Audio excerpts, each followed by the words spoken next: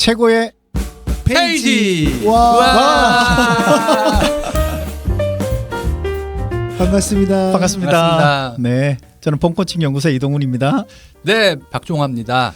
안녕하세요. 책쓰고 강의를 하는 소통과 공감 대표 이경철입니다. 네, 반갑습니다. 반갑습니다. 네, 자 이제 오늘의 책은 불교와 관련된 책입니다. 우리 지난번에 안내드렸던 것처럼 네, 이제야 이해되는 불교라는 책입니다. 저는 종교가 불교는 아니어서 생소하네요. 이제야 이해되는이라는 제목을 들으니까는 네, 이해하려고 많이 노력했는데 네. 이제야 이해가 되는 거예요. 저도 불교는 아닌데 네, 불교 아니에요?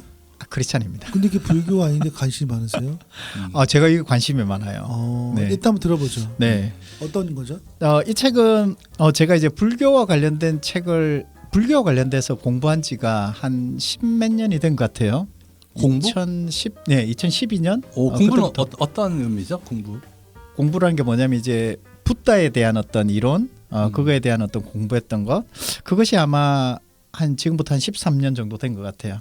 그러면서 이제 거기 가서 배워보기도 하고 책을 보기도 하고 아마 수많은 이제 그런 것들을 통해서 좀 불교가 뭘까? 그래서 우리가 알고 있는 불교라는 종교의 의미가 있고 불법이라는 학문의 의미가 있는 것 같아요.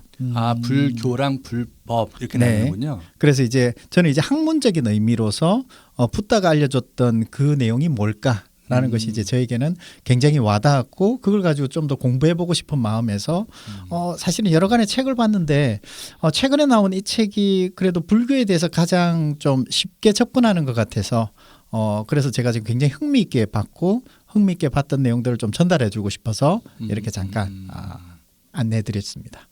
자, 우선 이 책에 대해서 보면 불교가 만들어졌던 것은 사실은 괴로움에서 벗어나자라는 것 때문에 이제 불교라는 것이 만들어졌고 그 불교를 통해서 어떻게 하면 사람들이 괴로움을 벗어나서 좀 더 열반이라는 즉 괴로움이 없는 상태로 갈 것이냐라고 얘기합니다.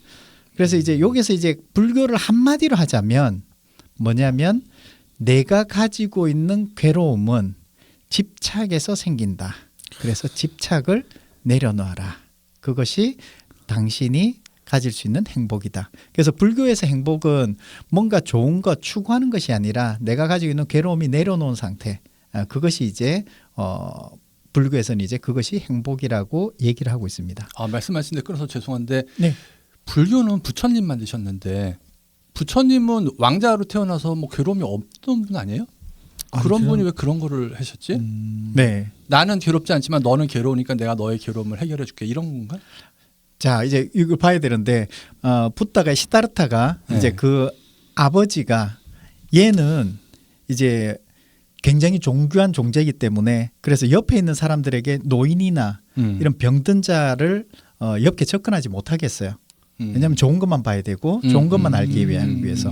그런데 이제 붓다가 이제 그것이 아니라 정말 성 밖에 나가 보니까 정말 병자도 있고 정말 아픈 사람도 있고 노인도 있고 이것이 무엇이냐 자기까지 보지 못했던 것인데 그런 것을 보면서 이제 삶에 대해서 다시 통찰하게 된 거죠. 네, 그러면서 이제 우리가 그 삶을 돌아볼 때 생로병사가 있잖아요. 태어났고 늙고 병들고 죽는다라는 것을 보면서 이것을 어떻게 벗어날 수 있을까라는 부분에 굉장히 고민을 많이 했던 거죠. 부처님 되게 착한 사람이네요. 그러니까 기본적으로 착하다기보다는 훌륭한 사람이라고 하는 것이 좀 더 나을 것 알겠습니다. 같고 저는 한 인간으로서 굉장히 좀 좋았던 것 같아요. 일단 다 들어보고 질문 보죠. 네, 그래서 불교에서는 그 괴로움의 세 가지 뿌리를 탐진치라고 했거든요. 탐은 뭔가 더 갖고 싶다는 욕망, 그리고 진은 내 뜻대로 안 됐을 때 생기는 분노, 그리고 치는 세상의 이치를 제대로 보지 못해서 생기는 어리석음, 즉 나라는 존재가 있다라고 생각을 하면서 나는 존귀한 존재야 라고 생각할 때 내가 존귀하지 못한 대접을 받을 때 화가 나잖아요. 이제 그런 것이 이제 치심에 대한 부분이 되는 거죠. 이제 그런 것처럼 탐진치가 우리의 괴로움이 될 수 있다라는 것이고 이것을 어떻게 잘 극복할 수 있을까? 극복한다기보다는 어떻게 비울 수 있을까라는 것이 이제 불교에서 중요하게 생각하는 겁니다. 자, 그렇다면 이걸 위해서 우리가 함께 좀 질문을 좀 나눠봤으면 좋을 것 같은데 질문 중에서 하나가 내 삶에서 가장 자주 느끼는 괴로움이 있나요? 라는 거거든요. 저도 이제 언제 괴로울까 돌아보면 제 와이프가 잔소리할 때 똑같은 얘기를 반복할 때 예, 그다음에 하기 싫은 일 있잖아요. 청소하기 제가 청소를 하는 거 굉장히 안 좋아하거든요. 청소시킬 때 그 순간에 이제 불뚝불뚝 괴로움이 올라오고요. 네. 괴로움은 와이프에서부터 시작되는군요.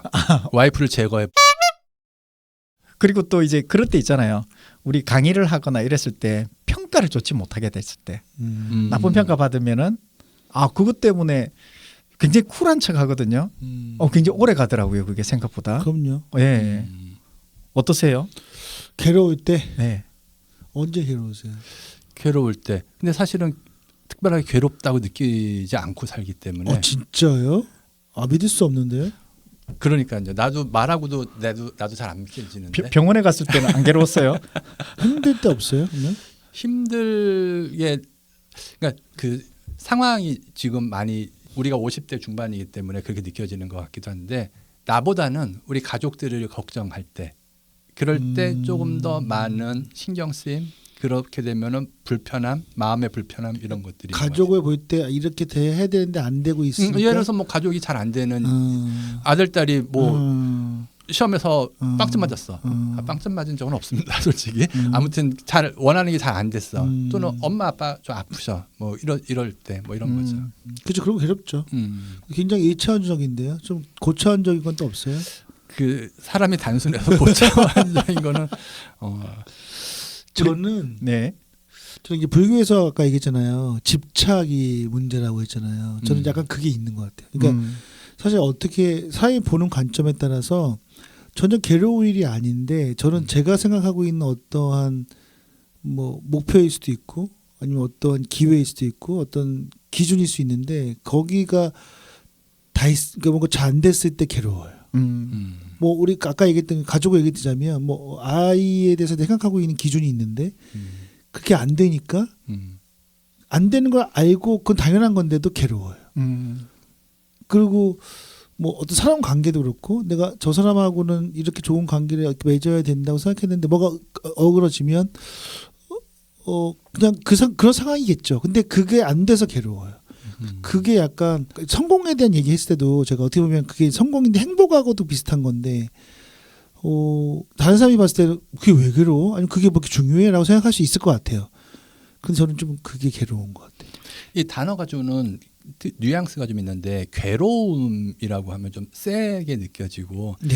좀 거슬림 또는 신경 쓰임 좀 마음이 안 좋음 뭐 이런 게 그거보다 더 세요. 그거보다는 괴로움은 더 센 것 같아요. 그러니까 그냥 거슬리는 건 그래도 좀 뭐 아니 거슬리지 그냥 좀 얕은 느낌인데 괴롭다는 건 좀 깊은 느낌이에요. 그러니까 유 대표가 지금 느끼는 게 그렇게까지 좀 깊게 느껴지는가? 네, 맞아요. 저는 좀 괴로움이라는 게 그렇게 의미를 받아들였고 그리고 그런 괴로움은 그런 때 그래서 그렇기 때문에 누가 해결해주기 좀 힘든 것 같아요.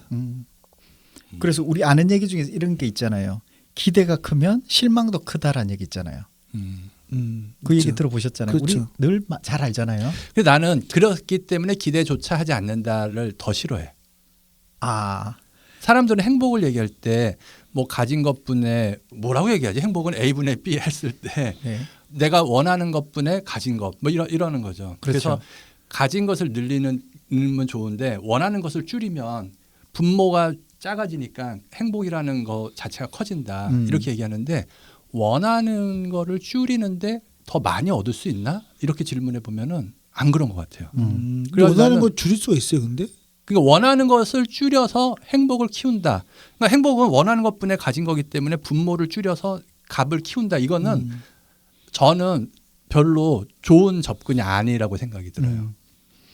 그것도 수학적인 접근이네요. 아니 수학적이라기보다는 내가 원하는 거를 좀 원하는 것도 좀 키우고 예. 갖는 것도 좀 키우는데 내가 원하는 것만큼 못 가지게 되면은 그래도 괜찮다라는 마음의 위안을 생각을 하는 게 좋지 않을까. 그러면 이제 그런 관점은 제가 보면 예를 들어서 만약에 경제적으로 크게 많이 갖고 있지 않은 사람이 어떤 욕심을 부리잖아요. 그래서 그랬을 때 그냥 뭐 이만큼만 벌어도 되는 거야. 그래서 그 금액을 낮추면 그거 행복해진다는 건데 아니잖아요. 그냥 금액을 낮추라는 뜻이 아니라 음. 금액을 높이는 거죠. 금액을 높이라. 더 많이 벌려고 해라. 근데 만약에 내가 원하는 시간까지 또는 원하는 때 그 돈이 안 벌렸어. 그래도 괜찮아. 라는 마음을 가져라 이런 거죠. 사람들한테 보통은 불행하잖아요. 아니 욕망을 죽여라가 아니라 욕망을 가져라. 더 크게 바래라. 그런데 내가 원하는 것을 내가 이루지 못해도 거기에 나의 인생이 여기서 끝나는 게 아니야. 괜찮아. 다음번에 또 다른 게임을 하면 돼라고 생각을 하자 이런 거죠. 야, 이건 교과서에 나온 얘기인데. 뭐예요? 생계형이에요, 그것도. 자, 그래서 우리가 봐야 되는 게 기대가 크면 실망도 크다라고 했을 때 그 실망을 만들어냈던 것이 기대다. 그렇다면 그 기대 중에서는 기대가 크게 두 가지가 있더라고요. 하나는 명시적인 기대가 있고 하나는 암묵적인 기대가 있더라고요. 그래서 명시적인 기대는 내가 이거 이렇게 기대하고 있어. 예를 들어서 영화를 보러 가면은 영화는 이 정도 재밌을 거야. 그러니까 식당에 가면 유명한 식당에 가면 이 정도 맛있을 거야. 라고 이제 기대를 하는 거죠. 그 명시적인 기대예요. 우리 관계를 가질 때도 저 사람하고 관계를 가지면 이렇게 어떤 소통되고 이렇게 관계를 나눌 거야.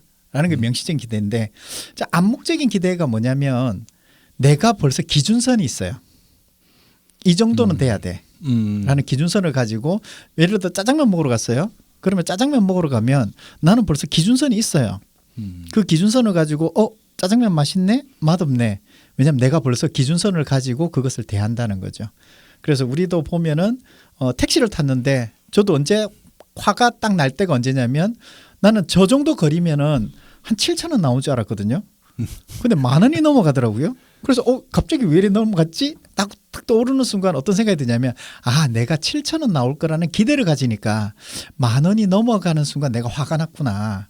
그랬을 때 이제 다음에는 이제 그래서 제가 이제 주로 택시 탈 때는 기대를 어떻게 가지냐면 좀 더 넓히고 낮춰요. 이게 어떤 의미냐면 택시를 타고 가더라도 저거 2만 원 나오겠지라고 이제 생각을 하고 막상 택시를 탔는데 15,000원 나왔어. 그러면 이제 그거에 대해서 이제 실망하지 않는 거죠. 그래서 나의 기준선을 조금 낮추고 넓혀 놓으면 좀 더 그런 힘들고 어려웠을 때 좀 더 의도적으로 이렇게 좀 나를 좀 덜 괴롭게 만들 수 있지 않을까?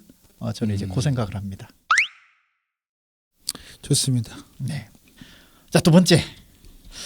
내가 집착하고 있는 것 중에서 변하지 않는 것이 있다면 무엇이 있을까요? 사랑. 돈. 저는 이제 집착. 하나 집착하는 중에서 성격 아닌데 네. 집착. 그 중에서 하나가 건강.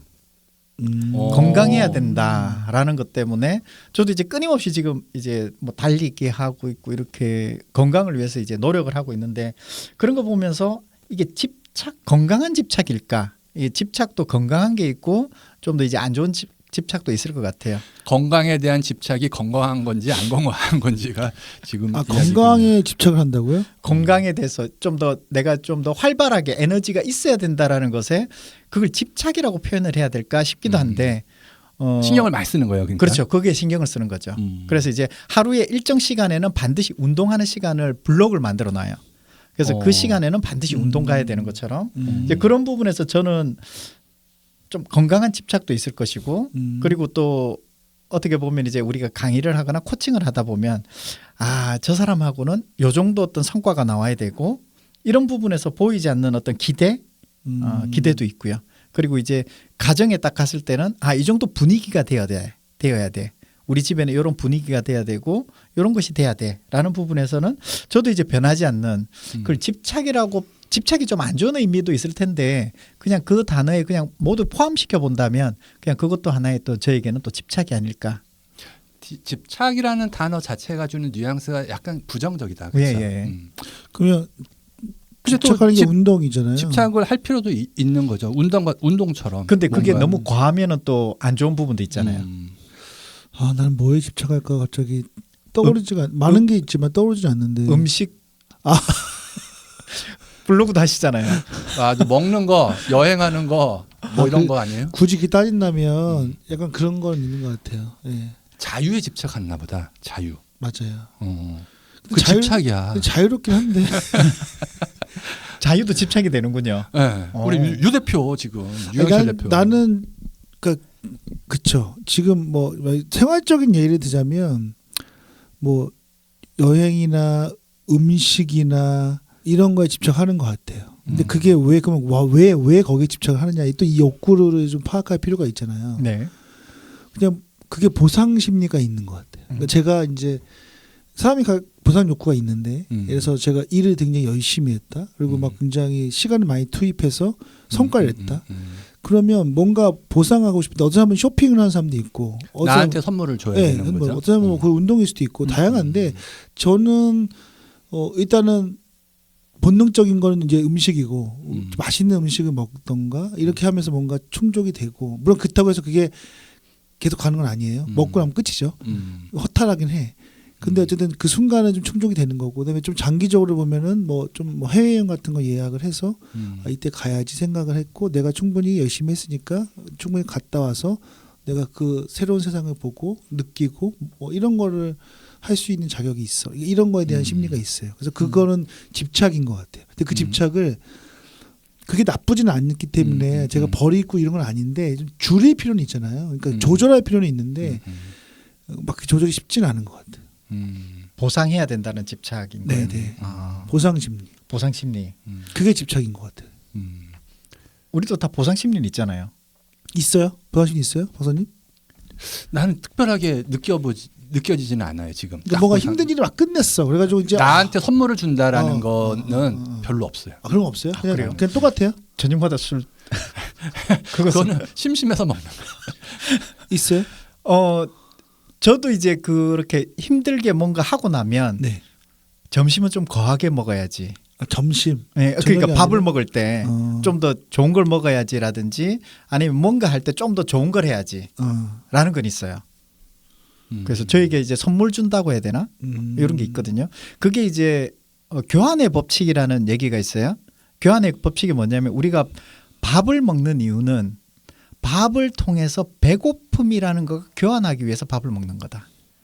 그래서 교환이라는 그 패러다임, 그 프레임으로 보면은 아, 이것이 교환되는 거구나라고 생각할 수 있는 거죠. 자, 우리도 물을 마시는 이유가 뭐냐면 갈증이라는 것과 교환하기 위해서. 저녁 안 먹잖아요. 저녁 먹어요. 먹어요? 네. 안 먹는 저녁 안 먹는다고 하지 않았어요? 아, 점심 겸 저녁을 먹어요. 몇 시에? 그러니까 6시 전에 먹죠. 다 한 건강 끼 먹어요, 하루에? 몸을 하루에 두 닦기 끼. 위해서. 두 끼를 먹으려고 노력을 해요. 그러면 뭐 사람들하고 만나고 뭐 그러면 좀 달라지죠. 좀 달라질 수는 있지만 네. 기본적으로 혼자 있을 때? 네. 주로 이제 그러니까 저도 이제 보니까 한 2끼 되더라도 뭐 별 그게 없더라고요. 부담이 없더라고요. 저도 몸에. 아침에 안 먹어요. 2끼예요. 근데 네. 양이 다르겠죠. 점심 저녁이. 자, 다음 질문으로 한번 넘어가 보면 네. 자, 내가 비움에서 오는 만족을 느껴본 적이 있나요? 행복은 체험이 아니라 비움에서 온다는 그 불교의 말이 혹시 실감해 본 적이 있는지. 그 얘기 있어요. 불교에서 얘기한 비움은 어떤 거예요? 비움은 비운다라는 것 자체가 아니라 그러니까 공이라고 얘기를 하거든요. 공. 많은 사람들이 있다 없다라가 아니라 없다는 것 자체가 없는 것이 공이거든요. 다시 한 번만 얘기해 주세요. 없다라는 것이 없는 것. 그 말에 있다야 그러면? 있다의 반대를 우리는 없다라고 하잖아요. 네. 있다 없다가 아니라 공이라는 것, 없다라는 것은 없는 것 자체가 없다라는 얘기입니다. 이해되세요? 없는 게 없다 그러면 다 채워진 건가? 아니요. 그것 자체가 없다는 거죠. 모르겠는데. 어렵네요. 그러니까 해석이 돼요 이게? 이게 없다라는 것이 없다. 어떻게 설명을 해야 될까 싶기도 한데 이게 우리가 있다 없다라고 했을 때는 그 존재가 있다 없다라고 우리가 알고 있잖아요. 아, 저게 있네? 아, 저거 없네? TV가 없네? 있네? 없네라고 하지만 우리가 지금 보면은 이 공간에 대해서 지금 이제 우리도 지금 이 공간에 대해서 뭔가 있다 없다라고 생각하진 않잖아요. 그러니까 이 공간인 거지. 이게 사실은 공사사항인 거죠. 그래서 있다 없다라는 것 자체를 우리는 그냥 인지하지 않는, 그러니까 그거 자체가 우리가 그냥 생각하지 않는다. 예, 그렇게 생각하면 좋을 것 같아요. 그래서 우리도 뭔가 저게 보고 집착이 일어난다라고 했을 때 집착이 일어나는 것을 반대 보면 집착이 안 일어나는 게 아니라 집착 자체가 없는 거죠. 집착 자체가 없는 게 비움이야. 그렇죠? 그게 비움이죠. 비움 자체가 없는 거죠.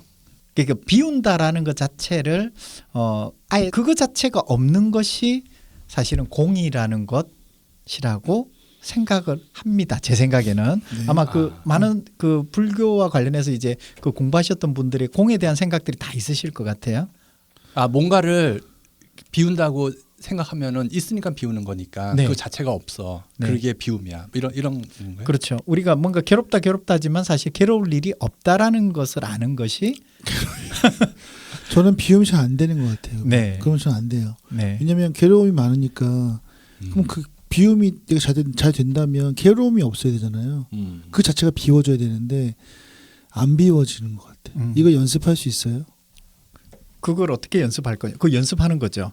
연습하는 걸 우리는 수행이라고 아, 얘기하거든요. 108배 해야 돼요? 아니요. 108배라기보다는 이렇게 생각하면 좋을 것 같아요. 생각 자체를 안 하는 것이 수행이에요. 아, 생각을 안 한다. 안 하는 게 수행이에요. 그럼 아무 생각 없이 살아요? 머리가 비었어요, 뭐 이런 거야. 자, 중요한 거는 뭐냐면 우리가 뭔가 고민하고 생각할 수는 있어요. 네. 그런데 이제 우리가 괴로움은 또 어디서 생기느냐를 보면 생각하기 때문에 또 생기잖아요. 생각에 빠져 있으니까. 예, 그 순간에 내가 생각을 멈출 수 있느냐. 우리가 5만 가지 생각이라고 하잖아요. 네. 그래서 5만 가지 하루에 생각한다면 네. 뭐 잘 기억 안 나지만 싹 지나간다면서요. 네. 그걸 어떻게 막을 수가 있어요? 그래서 생각을 두 가지가 있어요.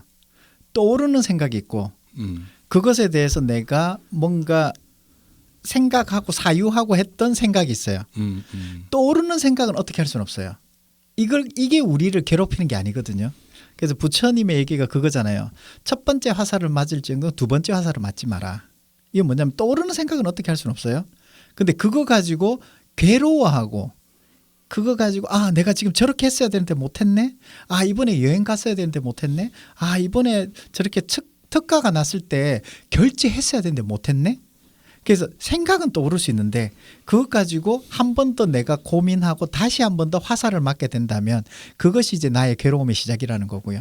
그래서 떠오르는 생각은 요건 어쩔 수는 없어요.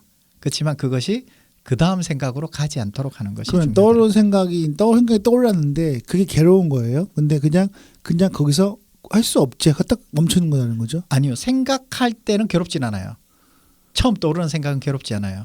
그 생각에 내 생각을 넣었기 때문에 뭔가 이제 작용을 하고 있기 때문에 그 다음에 괴로워지는 거예요. 그러니까 잘 모르겠는데. 그럼 절단은 어디서 해요? 떠오르는 순간에 절단해요? 그러니까 이제 이걸 어느 시점에 결단할 거냐에 따라 달라요. 떠오르는 것을 알아차릴 수도 있고요. 떠오르고 나서 알아차린 사람이 있어요. 그래서 이제 어느 시점에 알아차리냐에 따라서 괴로움이 달라지는데 생각이 떠오를 시점에 알아차리면은 빨리 마음이 내려놔져요. 그런데 이게 떠오르고 나서 한참 화낸 상태에서 알아차리면 그러면 이제 화가 났잖아요. 그래서 내 안에서 그 작용이 일어난 거니까 그때 알아차리는 것을 보면은 그때는 좀 늦은 거죠. 그래서 이 시간을 좀 더 앞당겨내는 것이 우리가 좀 괴로움을 덜한 부분이고요. 그래서 내가 집착이 처음에 생길 때 아마 어디 가야지 했을 때 처음 생각은 괴롭진 않아요. 잘 생각해 보세요. 불교가 저 생각보다 아니 불교가 종교인가요? 종교는 아니고 종교는 아니에요. 종교의 개념도 있고 저는 이제 종교죠. 아니 불교가 있고 뭐라 그랬지? 불법이 있는데 지금 불법에 대한 이야기만 네. 하는 거예요. 불법 그럼 불교는 어떻게 하는 거예요? 불교는 내가 불교를 종교로 믿는다 하면은 네. 그러면은 절에 가야죠. 절에 가서 이제 부처님에게 뭔가 이제 복을 빈다든지 이런 어떤 형태의 모습이 되겠죠. 아, 그게 종교는 아닌데 그냥 절에 갔다고 종교면은 교회 갔다고 다 종교는 아닌 것 같은데. 네. 뭐가 있을 것 같은데.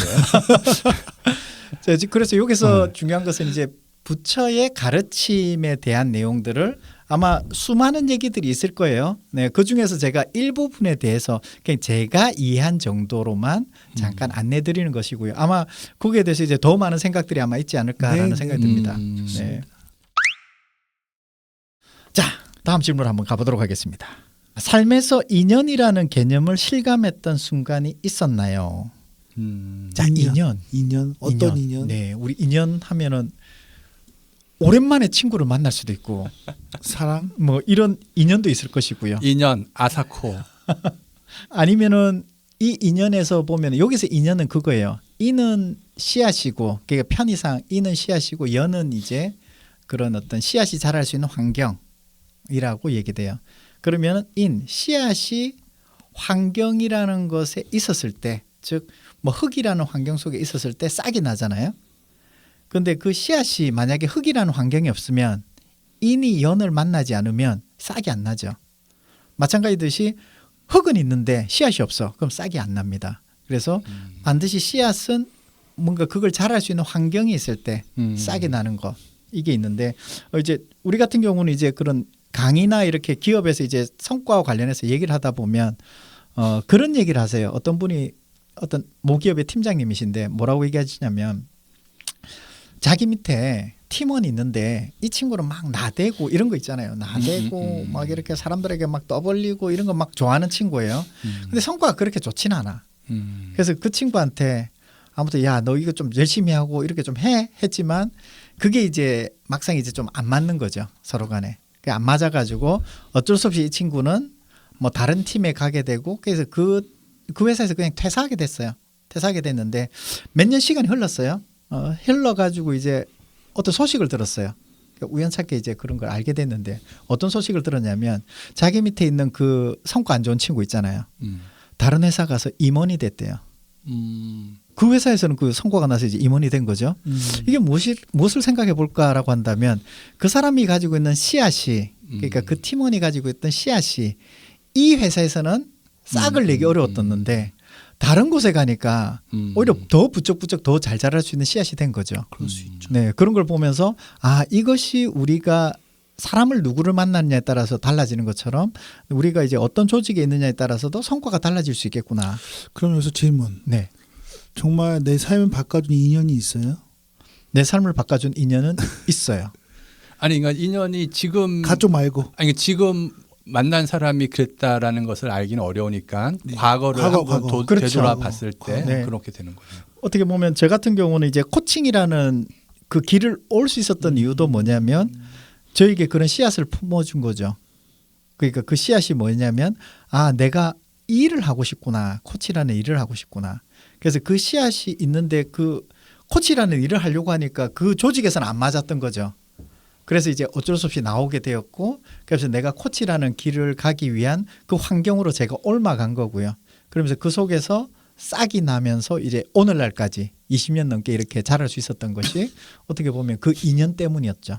나는 개인적으로 얘기해 보면은 지난번에 우리가 피터 드러커 했었잖아요. 그때 내가 옛날에 원래 책을 안 읽는 사람인데 피터 드러커 책을 읽었었어요. 그랬더니 그 당시에 두 가지 정도 이야기가 기억나는데 지금 당신 뭐 하십니까? 그러면은 미국 사람들은 아 저는 시스템 엔지니어입니다. 뭐 저는 웹 디자이너입니다. 이렇게 자기 일을 가지고 이야기한대요. 근데 미국을 제외한 모든 나라 사람들은 당신 무슨 일 합니까? 그러면 저는 삼성전자 다닙니다. 현대자동차 다닙니다. 이런 식으로 이야기한대요. 그러니까 자기가 다니는 직장하고 자기를 동일시하는 거가 앞으로 없어질 거다. 미국 사람들처럼 전 세계인들이 살게 될 거다. 피터 드러커 선생님이 그러시면서 어느 직장에 속해 있는 게 중요한 게 아니라 당신이 지속적으로 할 수 있는 뭐 성과를 낼 수 있는 그런 일이 더 중요하다 이렇게 얘기했던 게 기억나요. 그리고 두 번째는 앞으로 유망한 산업은 의료하고 교육이 될 거다. 사람들이 오래 살고 세상이 복잡해지니까 의료하고 교육은 옛날에는 20살 때까지 배운 걸로 평생 살았는데 이제 오래 살고 그런 세상이 많이 바뀌니까 성인 교육 같은 게 중요하게 될 거다. 뭐 이러한 말씀이 저한테 굉장히 와닿아가지고 우연히 PSI의 대표님하고 얘기하다가 아 이런 산업교육이 있어요? 그러면서 내가 산업교육을 시작하게 된 거죠. 피터 드러커의 이야기가 나한테는 하나의 인연이 된 거죠. 어떻게 생각해 보면. 그분이 인연이구나. 그래서 그게 어떻게 보면 내 씨앗을 잘 심길 수 있는 환경을 찾으러 갔다는 거죠. 지금과 같은 일을 하게 된 계기가 된 거죠. 그렇죠. 저는 좀 다른 관점에서 인연이 있는데 네. 전체 삶을 약간 좀 바꿔준 인연. 그러니까 일 아니고 제가 이제 군대 해군 장교에 있을 때 저랑 같이 훈련받았던 동기가 있어요. 이 동기가 나보다 한 살이 많았던 친구인데 나이가 좀 들어서 오니까 뭐랄까요, 되게 힘들어했어요. 그리고 결혼까지 했었어요. 행정고시까지 해가지고 나름대로 좀 뭐 사회적으로는 그래도 그 하다가 들어온 거라. 행정고시를 붙고 들어왔어요. 네, 붙고 들어왔어요. 와.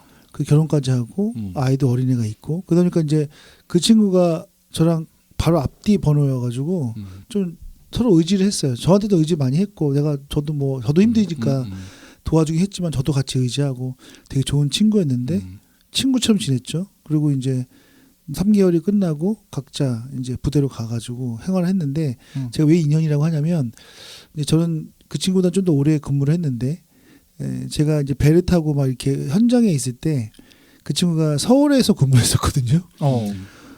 서울에서 근무를 하고 이제 지금 전역을 하는 거죠. 3년 돼서 전역을 하는데 그 자리가 우리나라에서 가장 좋은 자리였어요.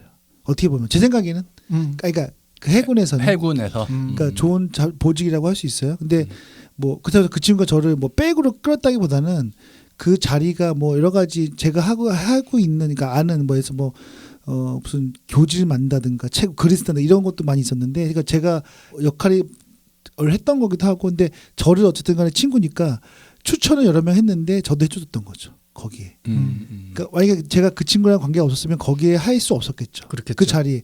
근데 그 친구가 저를 추천 여러 명 중에 해가지고 결국은 제가 거기 그 자리에 가게 됐거든요. 근데 저는 되게 그때 군 생활이 힘들었고 힘들잖아요 원래. 근데 장교라고 해도 배를 타는 거여가지고 해군은 더 그렇죠. 네.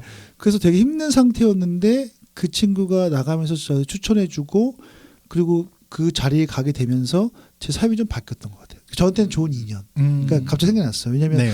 나에게 어떤 인연이 있었을까? 아까 우리 코치님은 우리 멘토 같은 그 분이 네. 계셨고 여기는 우리 피터드라고 얘기하셨는데 저는 사람을 생각해 보니까 뭐 많은 분이 있겠지만 그때 그 20대 때 그 친구의 어떤 나의 인연이 어떻게 보면은 저를 굉장히 다른 길로 지금 이 길로 올 수 있게도 할 수 있는 거겠죠. 그래서 되게 고맙다는 생각이 갑자기 들었어요. 인연. 삶을 약간 바꿔준 인연. 네. 그게 어떻게 보면 우리 안에서 씨앗을 만들어준 것 같아요. 그 인연이 씨앗을 만들어주고 그 씨앗을 들고 우리가 어디로 가서 이거 씨앗을 가지고 잘 자라게 할까? 그런 환경을 찾았던 것 같아요. 그래서 그 환경을 찾아서 씨앗을 심었는데 잘 자랄 수도 있고 안 자랐다면 또 다른 곳에 가든지 아니면 또 다르게 또 바꿨겠죠. 다른 씨앗을 뿌렸다든지 그걸 통해서 우리 삶을 이렇게 연결되어서 가는 것 같아요. 그런 맞아요. 관점에서 보면은 네. 20대 아이들이 인연에 대한 이야기하면은 첫사랑 이야기할 것 같은데 우리는 일 얘기를 하고 있군요. 사실은 첫사랑 얘기를 하고 싶은데 뭐 나중에 하죠. 술자리에서 하죠. 집에서도 들을 수 있으니까. 집에서. 집에서 네, 마지막 질문 하나 하고 마무리할까요? 네. 마지막 질문. 네. 자, 진짜 찾고 있는 것은 결국 자기 자신이라는 말 어떻게 느껴지시나요? 이게 마지막 질문입니다. 우리가 진짜 찾아야 되는 것이 자기 자신이라고 하는데 자, 우리 갑자기 예전에 그 행복 생각나는데 행복? 네. 곰 이야기인가요? 곰? 그 막 행복을 찾으려고 막 다녔어요. 세상에 떠돌아다니고 막 뭐 했는데 결국 자기 집에 오니까 어떤 뭐더라? 뭐 보고서 결국 행복은 내 옆에 있었다. 그런- 파랑새하고 비슷한 것 그런 같은데. 거야? 큰바위 얼굴 뭐 이런 거랑 그런 비슷한 우화가 있잖아요. 그런- 네. 그러니까 우리가 행복이라는 것을 바라보면 그냥 막연하기도 하고 여러 생각들을 하는데 내 자신도 제가 어렸을 때 그런 고민을 많이 했던 것 같아요. 되게 철학적으로 나는 누구인가? 나는 왜 태어났나? 나는 어디서 왔을까? 막 이런 거에 대해서 되게 고민 많이 했고 그래서 막 쇼펜하우어 책도 읽고 막 철학책도 잘 모르는데 읽고 막 그랬던 것 같아요. 어렸을 때. 네, 고등학교 때. 와 똑똑했어. 아니 그러니까 정말 그냥 그때 못 몰라서 근데 모르겠던 거야. 되게 굉장히 스스로를 이렇게 깊이 파고 싶었고 그게 계속 뭐 대학도 이어지고 했는데 결국 나는 아까 얘기했잖아요. 그 질문이 그렇죠? 결국 나는 여기에 있는 거잖아요. 현실에 기반한 나. 그래서 어디 가서 찾지 말고 그냥 내 스스로 계속 수양해야 되는 것 같아요. 스스로 수양하고 성찰하고 통찰하고 그 안에서 진정한 나를 계속 발견해서 나의 모습을 만들어가는 게 중요하지 않을까라는 생각이 들었어요. 그러니까 지난번에 제가 얘기했던 거랑 또 비슷한 느낌이 있는데 내가 하나의 GPT처럼 뭔가 나한테 왔던 인풋들을 나도 모르게 그냥 생성해서 뭔가 살면은 내가 대단한 특별한 존재가 아니지 않을까? 뭐 이런 생각으로 나 스스로를 조금씩 위축시키기도 하고 그러는 것 같거든요. 사람이라는 거는. 그래도 생각해 보면은 내가 세상에 아주 특별하고 뭔가 독특한 존재면은 뭐 틀림없잖아. 이라고 생각이 들기도 하고요. 그래서 이런저런 생각이 드는데 지금 그 질문을 하니까 뭐 아름답다라는 말이 생각나는 거죠. 아름답다. 사람들이 아름다움을 느끼는 거는 아름이라는 게 나라는 거잖아요. 답다라는 거는 뭐 청년답다, 뭐답다. 그래서 아름답다는 나답다라는 거. 나랑 나다운 걸 봤을 때 우리가 느끼는 감정이 아름답다. 뭐 이렇게 얘기하면서 나다운 것을 찾아야 된다. 사람들이 이렇게 얘기하는데 이게 항상 살면서 우리가 계속 가져가야 되는 숙제인 것 같아요. 나다움은 무엇인가? 나는 어떤 뭐 독특함, 나의 모습을 뭔가 만들 것인가? 어쩌면은 나다운 모습이 딱 있어서 그걸 찾아가는 게 아니라 나다운 모습을 내가 창조해 가면서 살아가는 거 아닐까? 뭐 이런 생각이 듭니다. 저도 그 얘기를 들으면서 이제 결국 자기 자신이다라는 얘기를 하지만 불교에서는 나라는 게 없다라는 것을 얘기해요. 색수상행식 그것이 이제 작용이 되어서 내가 일어나는 것이 나라는 것은 없다라고 하지만 사실은 그게 없다라고 하지만 우리는 사회적인 역할을 수행해야 되잖아요. 역할을 수행하고 그걸 통해서 우리가 책임을 져야 되고 어떤 일을 해야 된다라고 본다면 그런 자기 자신은 아마 자신의 역할을 충실하는 것 그것을 위해서 어떻게 보면 내 안에서 일어나는 여러 가지를 내가 적절하게 잘 관리해내는 것 그것이 아마 자기 자신이라 찾아야 되는 자기 자신이 아닐까라는 생각으로서 이게 정리가 될 것 같습니다. 네, 좋습니다. 감사합니다. 오늘 여기까지 해볼까요? 네. 아주 좋았습니다. 수고하셨습니다. 수고하셨습니다. 최고의 페이지! 와! 수고하셨습니다. 수고했습니다.